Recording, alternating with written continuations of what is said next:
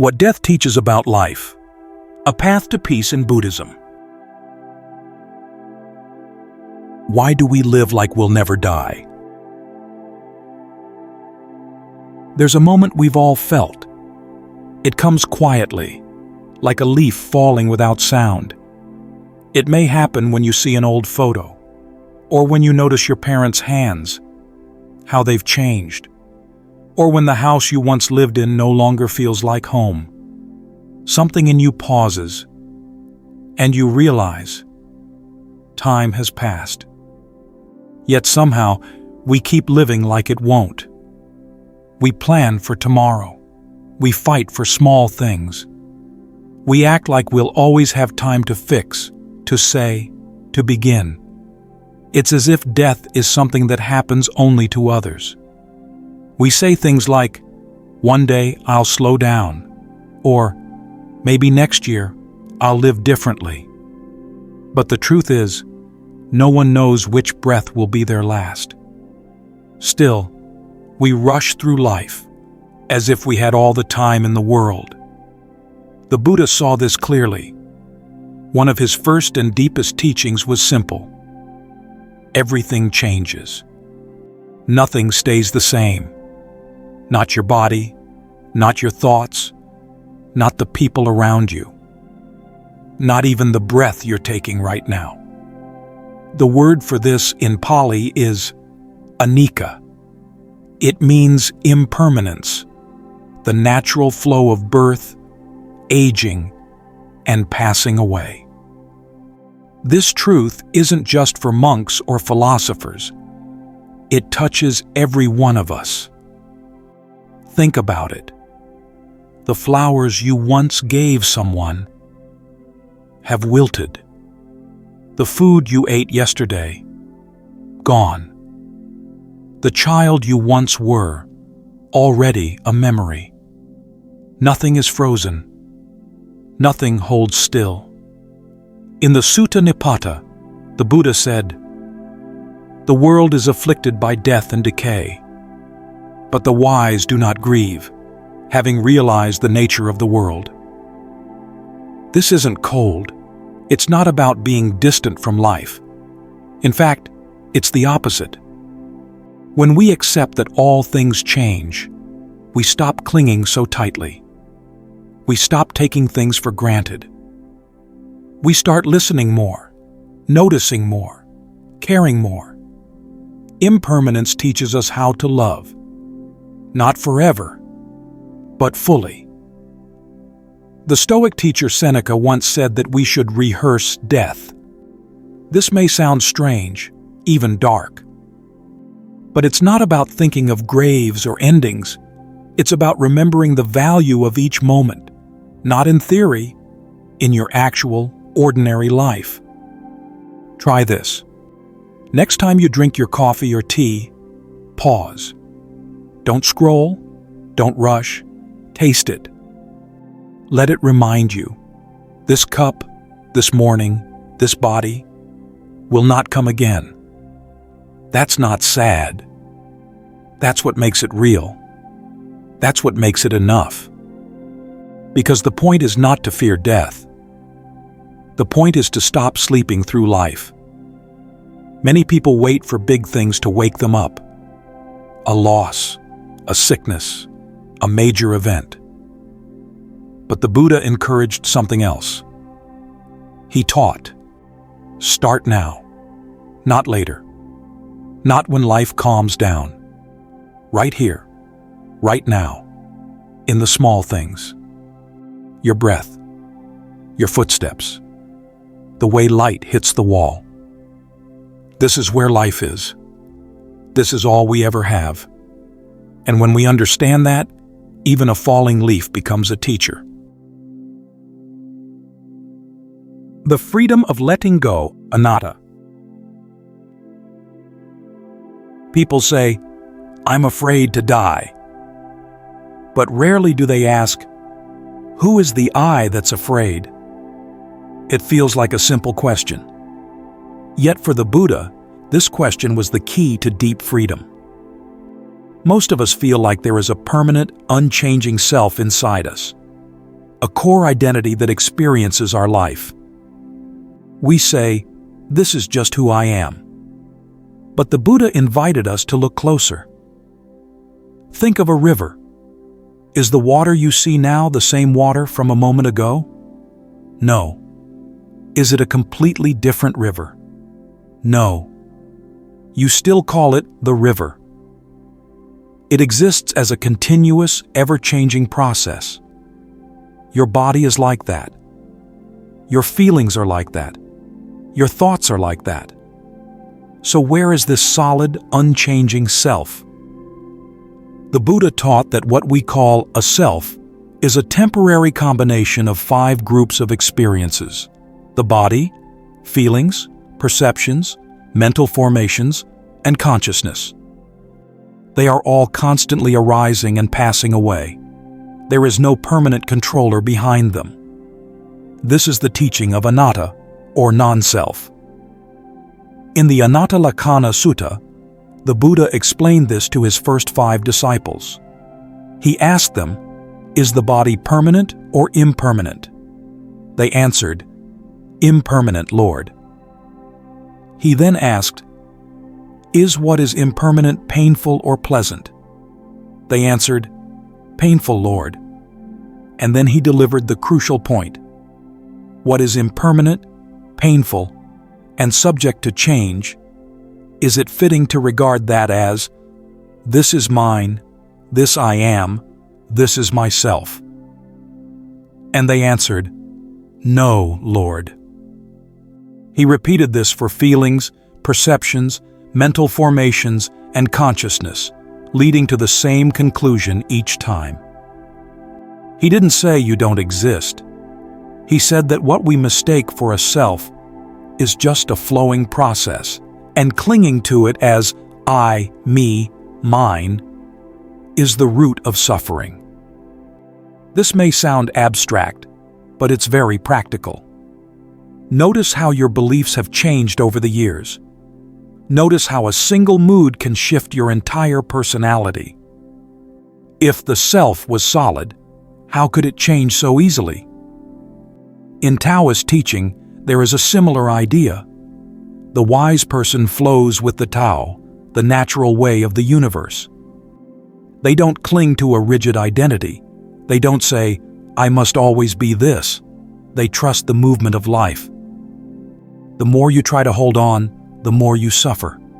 The more you let go, the lighter you become. Imagine you are holding a mask tightly to your face. You wear it every day, believing it is you. Taking it off is the realization that it was never you. It was just something you wore. The idea of a fixed self is like that mask. It helps us function, but it's not who we truly are. And here is the liberating insight. If there is no fixed permanent self to begin with, then what exactly is being destroyed at death? The body ceases. The thoughts cease. The breath ceases. But if there was never a solid I to be destroyed, then death is not an annihilation. It is simply a profound change in a process that was already changing. This insight doesn't erase the sadness of parting. It doesn't erase the pain of loss. But it dissolves the terror of annihilation. It removes the fear that something permanent is being lost forever. Because what we are is not a static thing. We are a process, a movement, a wave that rises, shines, and returns to the ocean. So what does this mean for living? It means you can hold your story more lightly. You can live more freely, more kindly. You can stop spending so much energy defending a fixed image of yourself. You can be flexible, open, and free. You don't have to be trapped by who you were yesterday. You are the river, not just a single drop. Death doesn't make life meaningless.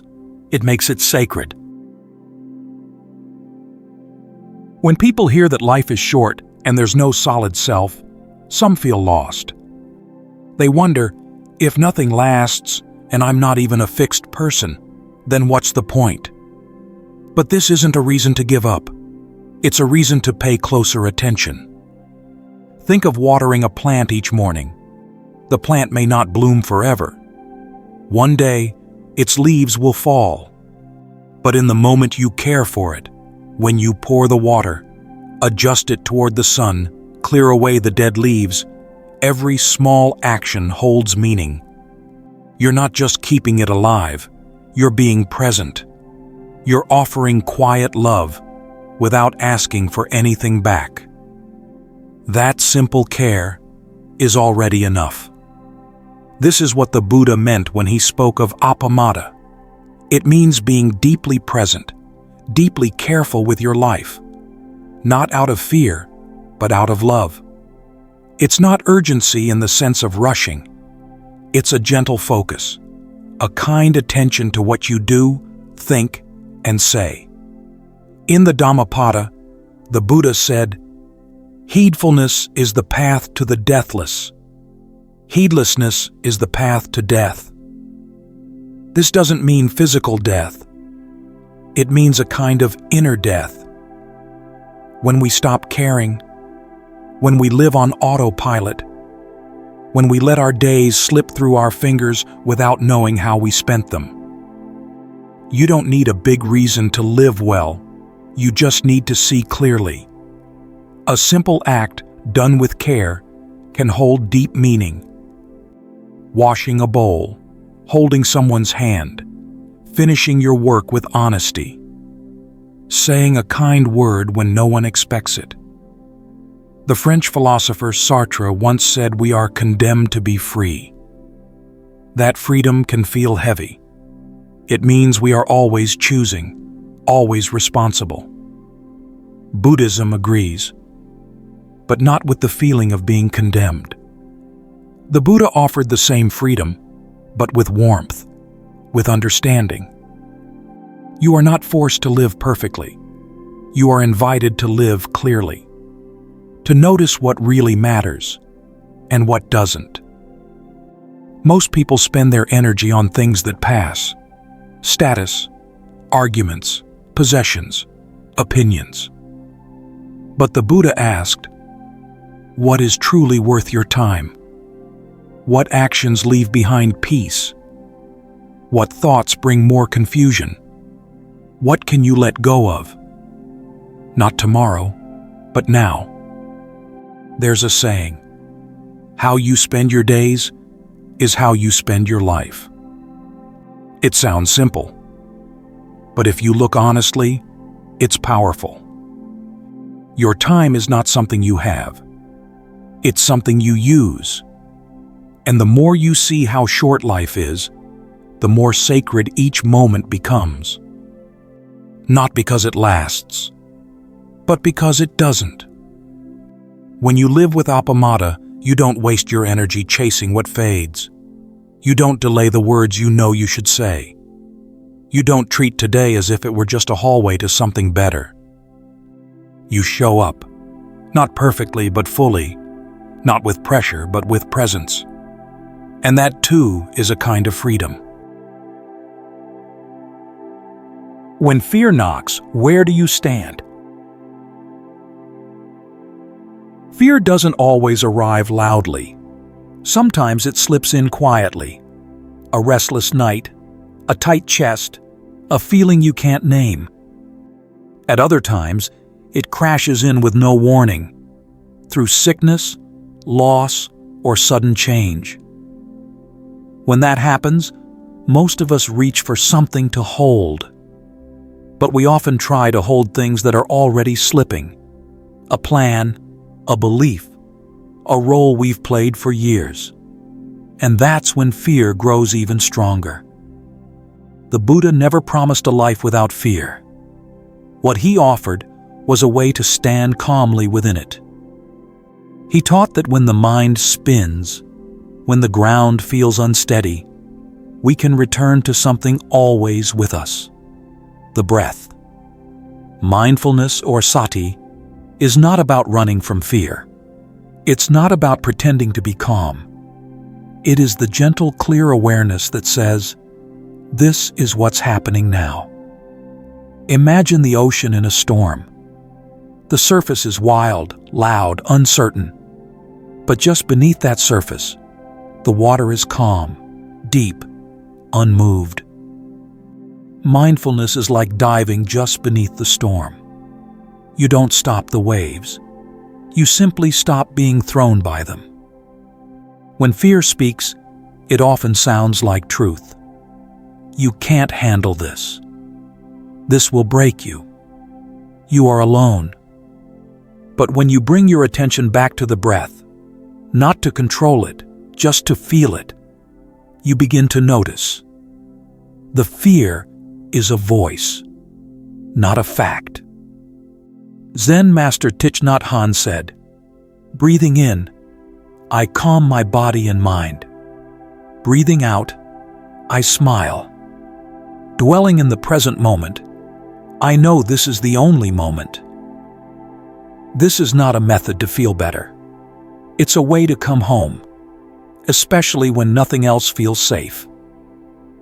And sometimes, what brings the strongest waves isn't fear of the future, but grief from the past. The moment you lose someone you love, the world changes. There's silence where their voice used to be. There's space in the room that your heart doesn't know how to fill. The Buddha never said we should avoid grief. He didn't tell people to be strong by pretending not to feel. He simply taught us to feel with awareness, to allow the ache without drowning in it. Grief isn't a mistake. It's not a weakness. It's love that has lost its usual place to land. When someone dies, your love doesn't end. It just changes form. It becomes memory. It becomes kindness. It becomes the way you speak their name with care, even after they're gone. In the Dhammacakkappavattana Sutta, the Buddha reminded us, whatever is born will age. Whatever is assembled will break apart. This truth is not cold. It is honest. And from that honesty, healing begins. When you sit with your pain instead of pushing it away, something begins to soften. Not quickly, not fully, but enough. You learn to carry the sorrow gently. You stop asking it to disappear. You don't forget the person. You don't let go of love. You just stop asking it to look like it did before. In time, grief becomes part of the path. Not a block on the way, but a quiet teacher. It reminds you what matters. It humbles you. It opens your heart to others who are hurting too. So when fear rises, or when grief returns, you don't have to pretend to be strong. You don't have to explain yourself. You just return to the breath, to the body, to now. You don't need to fix the storm. You only need to remember, you are not the storm. You are the calm space that holds it. Who continues after death?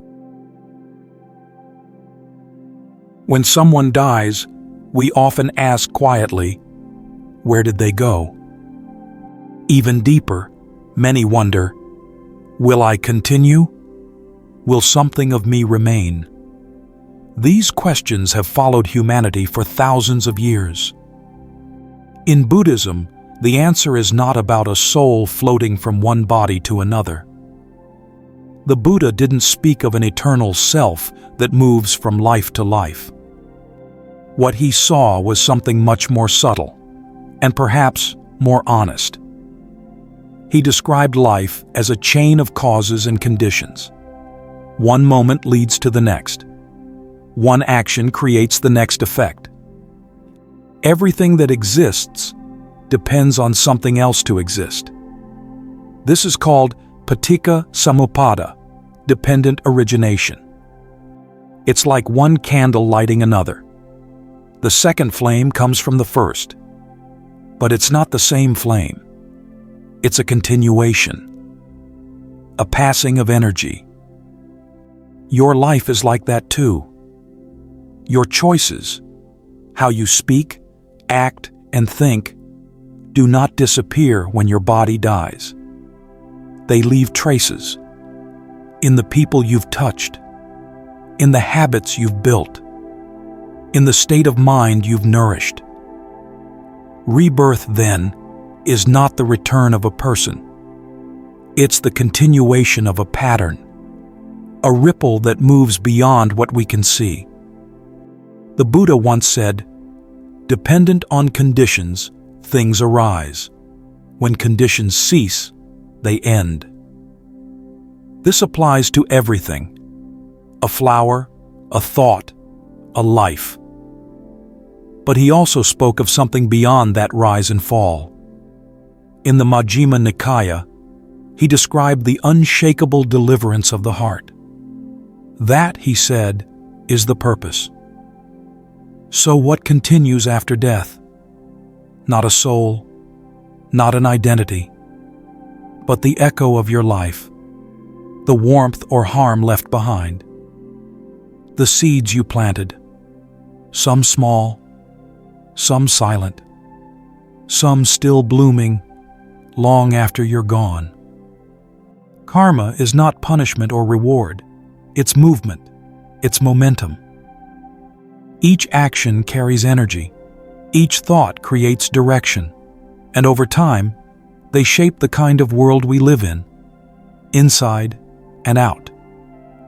Imagine speaking with kindness to someone on a hard day. You might forget that moment, but maybe they don't. Maybe that soft word changes something in them. Maybe they pass it on. That's karma. So when you face death, not just your own, but the death of those you love, Buddhism doesn't give easy comfort. It doesn't promise a heaven where everything is perfect. What it offers is deeper. It says, live in a way that what continues from you is peace. Live in a way that your presence stays through love, not through clinging. Live with care, because nothing you do disappears. And when you can see that, when you no longer chase a permanent self, but live with clear awareness, then even death loses its sharp edge. Because what dies is not you, and what continues is not lost. It's only change, and behind all change, there is still the possibility of freedom. A quiet return to what matters. Now that the words are fewer, and the silence between them begins to grow, we come back, not to an ending, but to something simple. A pause, a breath, a small space to look gently at all that's just been shared. Before you sleep tonight, try this. Sit still for a moment, without any need to be right or ready. Just breathe. Feel the air move in. Feel it move out. Then quietly ask yourself, did I love well today? Did I waste time on what didn't matter? Not to judge, but to see. Just see. And if your answers are unclear, that's okay. What matters is that you asked, that you remembered, that you turned your face, even for a moment, back toward the truth of your life. You don't need a full plan. You don't need to become someone new. All you need is this small vow, spoken gently inside you. May I live with more awareness. May I stop chasing what fades. May I carry my love forward, one breath, one word, one step at a time. Because now, we've seen what death quietly shows us. not darkness, not despair, but clarity. We saw impermanence, and we stopped pretending things would last. We saw the absence of a fixed self, and we began to hold our identities more lightly. We saw that life is short, and that's what gives it weight. We found an anchor, not in answers, but in awareness. We learned that grief is not a failure of strength, but the shape that love takes when it has no place to go.